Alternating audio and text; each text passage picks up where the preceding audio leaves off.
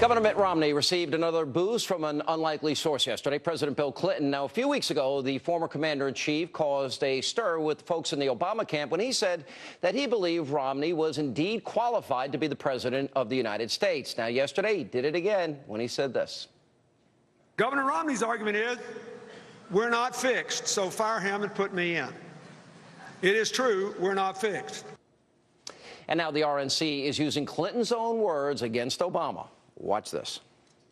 Governor Romney's argument is, we're not fixed, so fire him and put me in. If I was in his shoes, I'd be making the same argument. It is true, we're not fixed. We know we're not there yet. We're not where we want to be. Too many of our friends and family are still out there looking for work. I don't think anybody would say that we're where we want to be. The housing market's still weak. Deficits are still too high. Are we satisfied? Of course not. They shouldn't feel satisfied. There's still a lot of people in trouble. Are we where we want to be today? No. Here's the thing. A lot of people are still hurting out there. But that's not good enough. That's not good enough. It's certainly not enough. We know it's not good enough. I always believed this was a long-term project. It's going to take more than a year. It's going to take more than 2 years. It's going to take more than one term. Probably takes more than one president. If I don't have this done in 3 years, then there's going to be a one-term proposition.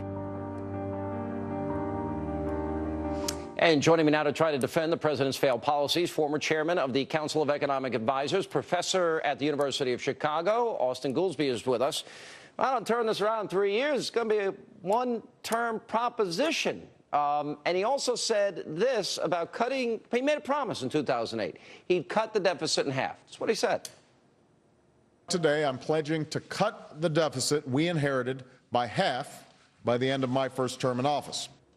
Now, we know that he also said George Bush, $4 trillion in 8 years, was irresponsible and unpatriotic, borrowing in the name of our kids from China on a credit card. So he failed to fulfill his promise. Can you at least acknowledge that? Let's start with that first one about whether we turned it around and it's going a different direction. I mean, we were losing 800,000 jobs a month. It was getting bigger and bigger every month until the president came in, and then it started getting smaller loss, smaller loss. Now we've had some almost 2.5, 3 years of private sector job growth. How can you say that's not a turnaround? We are on track this year to have smaller growth than last year. Last year had smaller, hang on a second, smaller growth than 2010. And 2010 was the year of recovery summer. Joe Biden said 500,000 new jobs a month. None of these promises have been fulfilled. And on top of it, not only did they not cut the deficit in half, $6 trillion in debt, 25 million un- and underemployed, 1 in 6 in poverty, 17 million more Americans on food stamps, 49 million Americans in total, and half the kids can't get a job when they get out of school. Is that success? John, I hear you. I think it's true. I think it's odd that the RNC would take what has been the public statements of the administration that we know we're not all the way there yet, but you just keep repeating that, look, the conditions are not all the way back to where they were before the recession began. We're going backwards. But there's been improvement, John. There's been substantial improvement. Oh, I mean, do we need to go? Wait a minute. You're dating back to the middle of the recession. If the labor participation rate were the same as when this guy took office, unemployment would be 11%. If you count the people we don't count anymore, it's 14.7%. The labor participation rate of men in this country has fallen during each of the last 7 presidents, because that is what happens when your population is aging. You really think this is so, Austan, you are too smart a guy. I really believe, I think you're wrong. You're a big redistribution. Well, you cannot define this as you really believe this is success? I didn't define it as success. I said we are recovering. That's different from being fully recovered. Wait a minute. He said if I can't get this done in 3 years, it's a one-term proposition. He didn't get it done. Yes. Fewer Americans working. He said he had to turn this around in 3 years, but right in the sentence that you quoted. He predicted unemployment now would be 5. Now we're coming up. That's exactly the point. If we passed a stimulus, unemployment now would be 5.4%.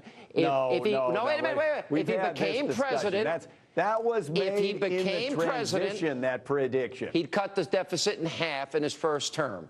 We have $6 trillion in new Obama debt. That's not what we were sold, Austan. That's not hope and change. That is that we're robbing our kids' futures, and he hasn't even been asked about it. Well, he's been asked about it all the time, and I've certainly been asked about it by you many times. Yeah, well, all right, I got a question for you, and you can't duck this question, all right?